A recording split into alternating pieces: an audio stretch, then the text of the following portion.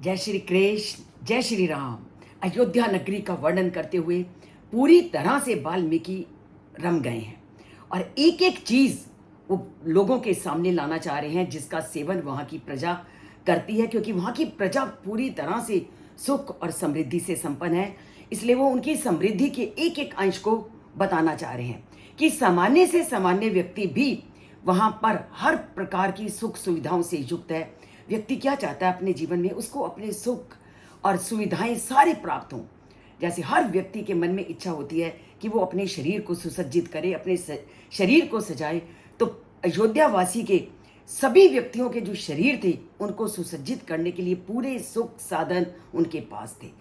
जैसे आप पिक्चर्स में देखते हो या आप कोई भी रामायण का सीरियल या महाभारत का सीरियल देखते हो, तो उस समय चाहे पुरुष थे चाहे स्त्री थे, सभी लोग अनेक प्रकार के आभूषण पहनते थे।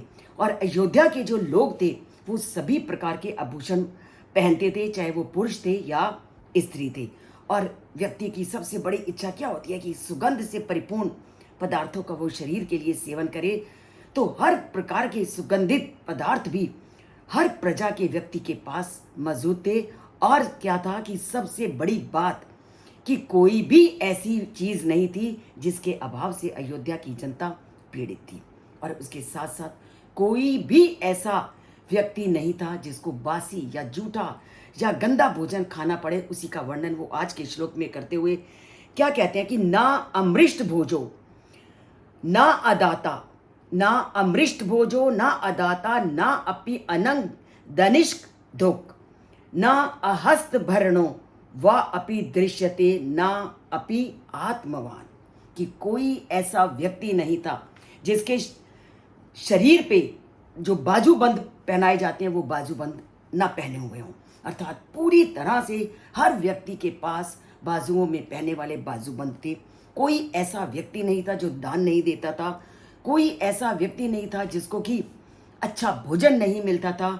और ना ही कोई ऐसा व्यक्ति था जो जितेंद्रिय ना हो, अर्थात जिसका अपने पर नियंत्रण ना हो। अपने आप व्यक्ति का अपने पर नियंत्रण आ जाना शुरू हो जाता है जब व्यक्ति को सभी प्रकार की सुख सुविधाएं प्राप्त होती हैं। तो छोटे से लेकर बड़े तक सभी व्यक्तियों को उनकी जरूरतों का, उनके ऐश्वर्य का, उनके मनोरंजन का सारा सुख सुविधाएं राजा दशरथ ने उनको दी हुई थी। इसलिए कोई भी व्यक्ति दूसरे के धन की ओर चोरी की दृष्टि से या उसको खींचने की दृष्टि से इस तरह की प्रवृत्ति वाला उस समाज में नहीं था। ऐसा था राजा दशरथ के द्वारा चलाया गया राज्य। और जब राजा इस तरह अपनी प्रजा की एक एक चीज का ध्यान रखता है, वो राज्य कभी भी बुराइयों से ग्रस्त नहीं हो सकता। वहां लोग अपने आप आत्मवान, जितेंद्रिय और लोगों का ध्यान रखने वाले थे। ऐसी थी अयोध्या की प्रजा और अयोध्या के राजा।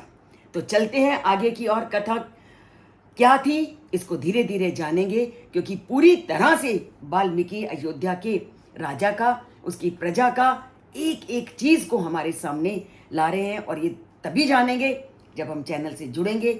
सब्सक्राइब नहीं किया तो सब्सक्राइब करेंगे, लाइक जरूर करेंगे और राम से नाता जोड़ेंगे। राम है तो जीवन है, अंत समय भी राम जी ने काम आना है, तो जीते जी क्यों नहीं उनको अपनाना है।